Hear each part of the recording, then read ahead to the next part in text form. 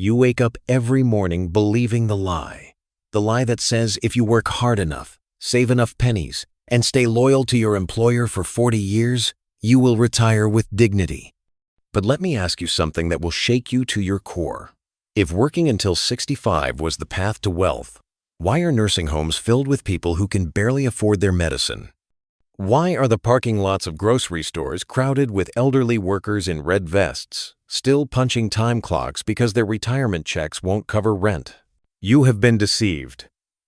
Not by accident, but by design. The system that promised you security has delivered you into bondage. And the cruelest part is this: you helped build your own prison. Every paycheck you celebrated, every annual review you anticipated, every small raise you gratefully accepted, you were actually trading away the most valuable thing you possess, not your time. That's what they want you to think. You were trading away your power to choose. I have watched it happen to millions. Good people, honest people, people who followed every rule society gave them. They went to school when they were told. They got jobs when they were supposed to. They saved their small percentages. They trusted their pension plans. They believed their companies cared about them. And what happened? At 65, they discovered the truth that wealthy men have always known. You cannot work your way to wealth by selling your hours to someone else's dream. The wealthy understand something that escapes the masses. Money is not earned through labor alone. Money is attracted through value creation, through ownership, through systems that work without your direct involvement. While you were taught to trade time for money, the rich were busy making money work for them. While you were climbing corporate ladders, they were building businesses that employed the ladder climbers. While you were hoping for raises, they were creating income streams that flowed whether they worked or not. But here is what angers me most about this deception. You were capable of so much more. Inside you right now, as you hear these words, there is a mind powerful enough to create wealth beyond anything your current job could ever provide. There is creativity waiting to be unleashed. There are ideas that could serve millions of people. There are solutions to problems that the world desperately needs. But instead of developing these gifts, you were taught to suppress them. You were taught to show up, follow orders, and be grateful for the scraps. They told you that entrepreneurship was risky. They told you that business ownership was only for the lucky or the connected. But what is sure about working 40 years and ending up broke? What is safe about depending entirely on someone else's decision about your value? What is realistic about hoping a company that can fire you at will is going to take care of you in your old age? The truth is that the only real security comes from your ability to create value in the marketplace. The only true safety comes from developing multiple streams of income. The only realistic path to financial freedom is learning to make money work for you instead of working for money. But they never taught you this because if everyone understood how wealth really works, who would show up to build their companies for pennies on the dollar? Think about the richest people you know of. Did they get wealthy by working jobs until 65? Did Bill Gates punch a time clock for 40 years? Did Warren Buffett climb a corporate ladder until someone gave him permission to be wealthy? Did Steve Jobs wait for retirement to start building something meaningful? Not one of them. They understood early what you are learning now. Employment is a temporary strategy, not a life plan. You want to know what happens to most people who work until 65? They retire into poverty disguised as security. They get a pension that loses buying power every year to inflation. They get Social Security payments that wouldn't cover the rent they paid 20 years ago. They get access to Medicare that covers some of their medical bills, while they spend their final years managing medications instead of living their dreams. This is not the golden years. This is the consequence of building someone else's golden years while neglecting your own. I am not telling you to quit your job tomorrow. That would be foolish. But I am telling you to stop thinking of your job as your solution and start thinking of it as your funding source. Every dollar you earn working for someone else should be viewed as investment capital for your own future. Every skill you develop should be seen as preparation for your own enterprise. Every connection you make should be evaluated for how it might serve your greater purpose. The wealthy think differently about work from the very beginning. They see employment as temporary education, not permanent identity. They use their jobs to learn systems, understand markets, and build relationships. Then they take that knowledge and create their own systems, serve their own markets, and build their own wealth. They understand that you cannot get rich helping someone else get rich unless you are building ownership in the process. You have been taught to fear failure, but the wealthy fear something far worse. They fear dying with their music still inside them. They fear reaching the end of their lives, knowing they never attempted to build something significant. They fear the regret that comes from playing it safe while their dreams withered away. This fear drives them to take calculated risks, to start businesses, to create value, to build legacies. Right now, wherever you are in life, you have a choice to make. You can continue down the path that leads to working until 65 and ending up with nothing but memories of someone else's success. Or you can decide today that you were meant for more. You can choose to study wealth instead of accepting poverty.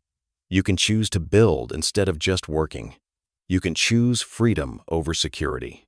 The system has programmed you to believe that steady employment is noble, but let me tell you what is truly noble: refusing to waste the gifts you were born with. Every human being comes into this world with unique talents, perspectives, and abilities that could serve others and create wealth. But the employment system trains you to suppress these gifts in favor of following someone else's manual. You learn to think smaller, dream smaller, and expect smaller results. This is not humility. This is tragedy. Look at your daily routine right now. You wake up when someone else decides you should wake up. You dress according to someone else's dress code. You travel to a location someone else chose. You perform tasks someone else designed. You solve problems that benefit someone else's vision. You attend meetings about someone else's priorities. You implement strategies that build someone else's wealth. Then you go home exhausted, telling yourself you put in a good day's work. But whose work was it really? This is the great theft of the employment system. It does not just take your time. It takes your mental energy, your creative capacity, and your problem-solving abilities, and channels them entirely toward building someone else's empire. At the end of 40 years, they have used your mind to create millions in value, and they give you a pension that might cover your basic expenses. They got your best thinking. You got their leftover change. Meanwhile, the wealthy are doing something completely different with their mental energy. They wake up thinking about their own vision. They spend their days working on their own problems. They use their creativity to build their own systems. They direct their energy toward their own goals. And because of this focus, they create exponentially more value and wealth than any employee ever could. The difference is not intelligence or education or luck.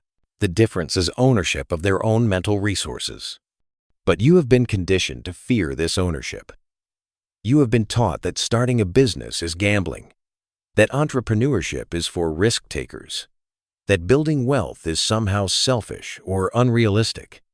These beliefs were planted in your mind by people who benefit from your fear. Your employers need you to believe that working for them is safer than working for yourself. The government needs you to believe that depending on their programs is wiser than creating your own security.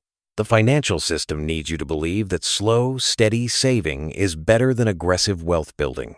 All of these institutions profit from your economic timidity.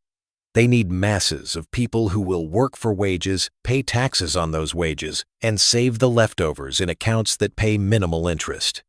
This system creates wealth for them, while keeping you perpetually dependent. You think you are being responsible, but you are actually being used. The wealthy see this clearly, which is why they operate by different rules. They minimize their taxes through business ownership and strategic investments. They multiply their money through assets that appreciate and generate income. They build systems that create value for others while creating wealth for themselves. They understand that the game is designed to benefit owners, not workers, so they become owners as quickly as possible. This is not about having more money to buy more things. This is about having the freedom to choose how you spend your days. Right now, someone else controls the most valuable hours of your life. Someone else decides whether your ideas are worth pursuing. Someone else determines whether you are contributing enough value to deserve a raise. Someone else holds the power to eliminate your income with a single conversation. This is not security. This is vulnerability disguised as stability. True security comes from your ability to create value directly for the people who need what you offer. True stability comes from building multiple sources of income that do not depend on any single person's decision about your worth. True wealth comes from owning assets that work for you instead of trading your work for assets that belong to someone else. I have studied the patterns of wealth creation for decades, and I can tell you with certainty that no one gets rich by accident. Wealth is always the result of deliberate thoughts, deliberate decisions, and deliberate actions sustained over time. The wealthy think about money differently than the poor. They think about time differently. They think about risk differently. They think about value differently. Most importantly, they think about themselves differently. A wealthy person sees himself as a value creator, a problem solver, a person whose ideas and efforts can serve others while building his own fortune. A poor person sees himself as a worker, a follower, a person whose value is determined by someone else's assessment of his usefulness.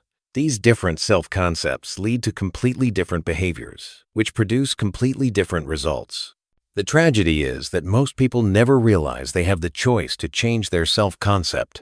They accept the identity that was given to them by parents, teachers, and employers who themselves never understood how wealth really works. They live their entire lives thinking small thoughts about small possibilities, never realizing that the same mind that can follow someone else's instructions could create systems that generate wealth for generations. You were not born to be ordinary. You were not born to spend your life making other people rich while you struggle to pay your bills. You were not born to work until you are too old and tired to enjoy the fruits of your labor. You were born with a mind capable of creating solutions, building systems, and serving others in ways that generate prosperity. The question is whether you will develop this capacity or waste it in service to someone else's vision. Every day you delay taking ownership of your economic future is another day you strengthen the habits of dependence. Every year you spend building someone else's dream is another year you could have spent building your own. Every decade you wait for someone else to give you permission to be successful is another decade lost to the illusion that success is something that happens to you rather than something you create. The wealthy understand that time is their most valuable asset, but they do not sell it. They invest it in building things that will pay them long after the initial work is done. They create products, services, and systems that continue generating income, whether they are actively working or not. This is how a person can become wealthy while sleeping, while traveling, while enjoying life, because their money is working harder than any employee ever could. The moment you understand this difference, you begin to see why working until 65 is a trap designed to keep you productive for others, while preventing you from building anything lasting for yourself. Every year you spend climbing someone else's ladder is a year you could have spent building your own building. Every promotion you celebrate is actually a celebration of your willingness to take on more responsibility for someone else's success, while your own dreams remain unfunded and undeveloped. But the programming runs deep. You have been conditioned to measure your worth by your job title, your salary level, and your employer's reputation. You introduce yourself by what you do for someone else, rather than what you are building for yourself. You feel pride when your company succeeds, even though that success primarily benefits people who own shares, while you own nothing but the right to show up tomorrow and do it again. This psychological ownership without actual ownership is one of the most effective control mechanisms ever developed. It makes you feel invested in outcomes that do not truly benefit you. It makes you work harder for rewards that go primarily to others. It makes you defend a system that uses your best years to build wealth for people who already have more money than they could spend in multiple lifetimes. The wealthy never fall into this trap because they understand the difference between being important to a system and owning a system. You can be the most valuable employee in a company, the person they cannot imagine doing without, and still end up with nothing when they decide to restructure, downsize, or simply replace you with someone younger and cheaper. Your importance to their success does not translate into security for your future.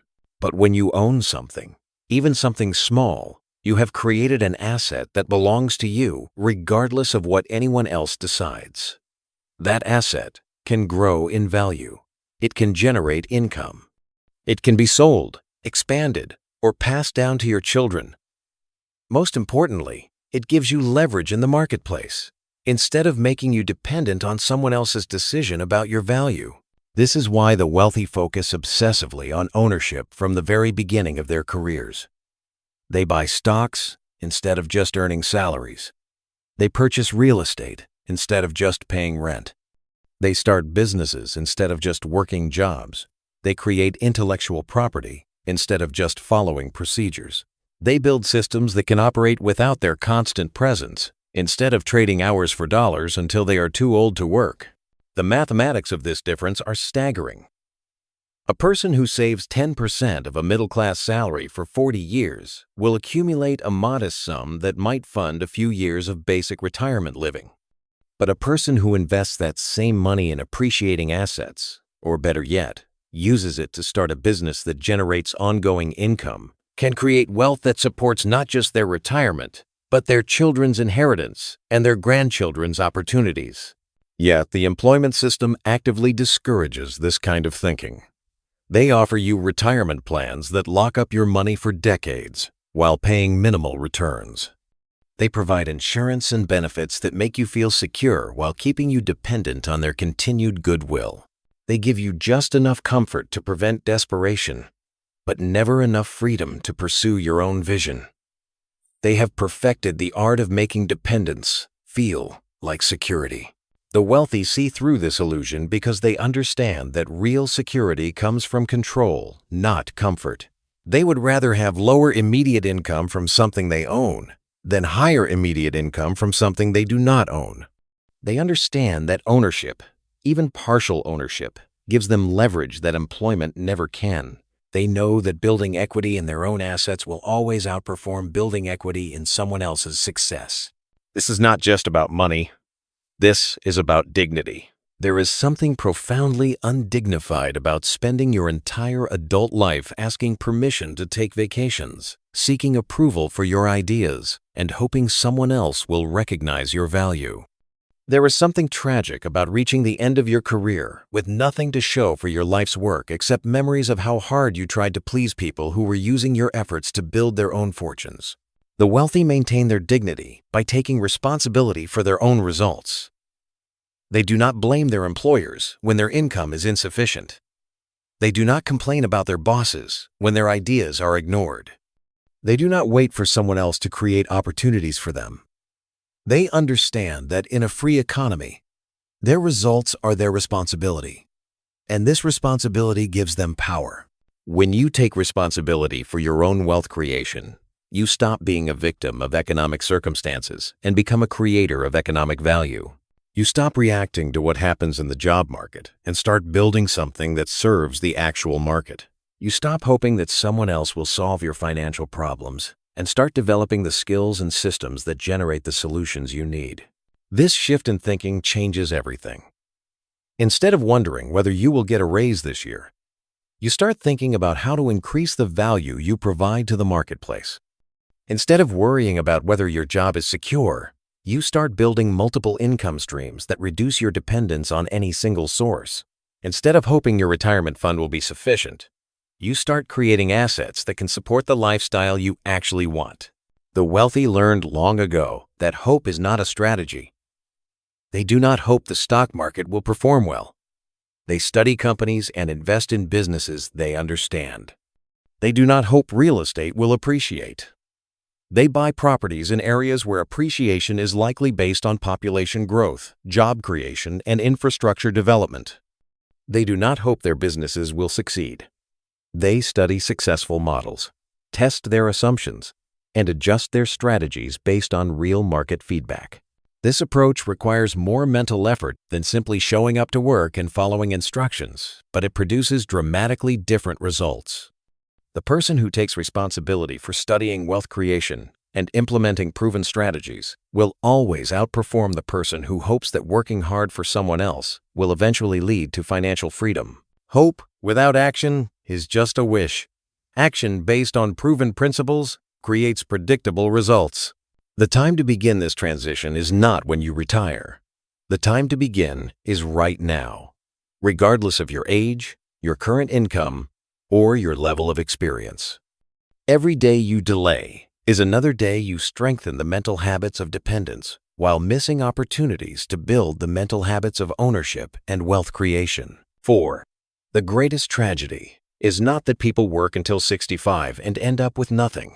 The greatest tragedy is that they had the capacity to create abundance all along, but they never learned to think like owners instead of workers. They never understood that their minds, the same minds that could memorize procedures and solve problems for employers, could create systems and build businesses that would serve them for decades. They died with their wealth still locked inside their unused potential. You see this everywhere once you know what to look for. The brilliant engineer who spent 40 years designing products that made his company billions while he collected a salary. The talented salesperson who spent decades building customer relationships that enriched her employer while she earned commissions. The skilled manager who spent his career optimizing systems that created massive efficiencies for shareholders while he hoped for a pension that would cover basic expenses. All of these people had the knowledge, skills, and relationships necessary to build their own wealth, but they were taught to use these assets to build someone else's wealth instead. They were conditioned to see themselves as employees rather than entrepreneurs, as workers rather than creators, as people who implement other people's visions rather than people whose visions deserve implementation. This conditioning starts early and runs deep. From childhood, you are taught to follow instructions, seek approval, and measure success by how well you satisfy authority figures. The education system reinforces this by rewarding compliance and punishing independent thinking.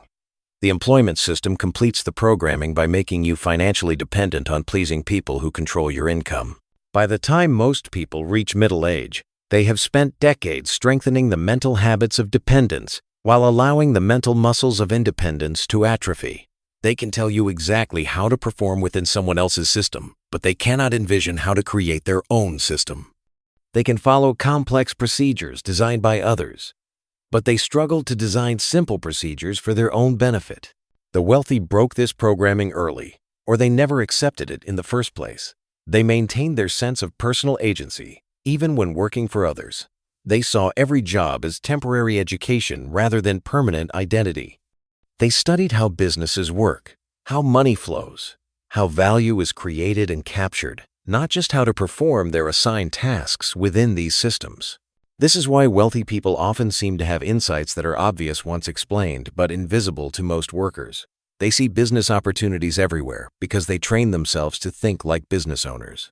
They spot inefficiencies and unmet needs because they approach every situation asking how it could be improved, rather than just how they can comply with it as it exists. Most workers walk through the same environments, interact with the same problems, and hear the same complaints day after day, without recognizing the business opportunities surrounding them. They see problems as frustrations to endure rather than needs they could meet. They see inefficiencies as annoyances rather than systems they could improve for profit. They see customer complaints as troubles to avoid rather than market research revealing what people would pay to have solved. The wealthy see all of these things as potential income streams because they train themselves to think about how to create value rather than just how to avoid trouble. They understand that every problem represents someone who would pay for a solution. Every inefficiency represents an opportunity for improvement. And every complaint represents a potential customer whose needs are not being met. This difference in perception creates completely different life experiences. The worker experiences problems as burdens that make life difficult. The wealthy person experiences problems as opportunities that could make life profitable. The worker tries to minimize his exposure to difficulties. The wealthy person seeks out difficulties that others are avoiding because those difficulties often contain the highest profit potential. You can develop this different way of seeing, but it requires deliberate practice. You must train yourself to look at every situation and ask not just how you can get through it, but how someone could improve it. You must discipline yourself to see complaints as market research rather than negativity. You must learn to view problems as potential businesses rather than obstacles to endure. Start with your own life. What problems do you deal with regularly that you wish someone would solve? What services do you pay for that could be improved? What products do you use that have obvious flaws? What processes do you follow at work that seem unnecessarily complicated? These irritations in your own experience are potential business ideas because if these things bother you, they probably bother thousands or millions of other people too. The wealthy understand that businesses exist to solve problems for profit. The bigger the problem, the more people affected by it. And the better your solution, the more money you can make solving it. This is not theory. This is how every fortune was built. Someone identified a problem that many people experienced, created a better solution than what existed, and captured value by serving others better than they were being served. But you cannot see these opportunities clearly while you are trapped in employee thinking. Employee thinking focuses on avoiding problems, following procedures, and maintaining stability. Business thinking focuses on identifying problems, creating solutions, and building systems that can grow. These are completely different mental frameworks that lead to completely different results. The transition from employee thinking to business thinking is the most important mental shift you can make if you want to stop working until 65 and ending up with nothing. But this transition will not happen automatically. You must deliberately study how successful people think, adopt their mental habits, and practice applying business thinking to every situation you encounter. This means reading books written by successful entrepreneurs rather than just entertainment. It means studying successful businesses rather than just complaining about your employer. It means learning about marketing, sales, finance, and operations rather than just focusing on your narrow job function. It means spending your free time developing skills that could generate income rather than just recovering from work. Most people resist this because it requires effort and learning beyond what their jobs demand. They want to turn off their minds when they leave work, rather than developing the mental capabilities that could free them from dependence on work. They choose temporary comfort over long-term freedom, immediate entertainment over future wealth, mental laziness over financial independence. The wealthy make the opposite choice. They understand that the mind is like a muscle that grows stronger with proper exercise and weaker with neglect. They deliberately expose themselves to ideas, challenges, and opportunities that stretch their thinking and expand their capabilities. They see learning as investment rather than burden, growth as opportunity rather than obligation. This is your choice right now. You can continue thinking like an employee and end up where employees end up, working until 65 and having nothing to show for your life's effort except the hope that someone else's promises will sustain you.